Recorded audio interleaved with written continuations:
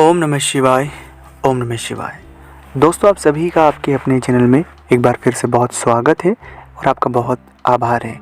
घर में गरीबी आने से पहले आपको 5 संकेत मिलेंगे और अगर ये 5 संकेत आपके साथ अभी वर्तमान में हो रहे हैं तो इन्हें तुरंत आप ठीक कर लो, अन्यथा गरीबी दरिद्रता आपके घर में वास कर जाएगी और आप कई दिनों तक केवल और केवल परेशान होते रहेंगे। जब भी किसी भी व्यक्ति के घर दरिद्रता और गरीबी का आगमन होता है या चीज़ें घर में प्रवेश करती, तो सबसे बेसिक सा कॉन्सेप्ट है, सबसे बड़ी बात है कि उस घर में, जिस भी घर में महिलाओं का सम्मान नहीं होता है, जो भी व्यक्ति महिलाओं का अपमान करता है, उस घर में कभी भी गरीबी आ सकती है और दरिद्रता का वास हो सकता है, क्योंकि महिलाओं का सम्मान ही माँ लक्ष्मी का वास होता है, भगवान विष्णु का वास होता है और भगवान की कृपा उसी घर में होती है।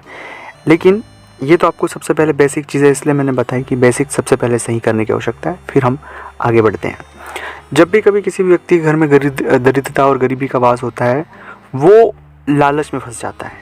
अगर कोई आपको लालच दे रहा है और कोई आपको झूठे सपने दिखा रहा है तो समझ जाएगा कि हमारे जो हालात हैं अब बिगड़ने वाले हैं, अब हालात ख़राब होने वाले हैं, क्योंकि लालच एक ऐसी व्यू रचना है जिसमें अच्छे अच्छे लोग फंस जाते हैं। इसलिए लालच से सावधान रहें।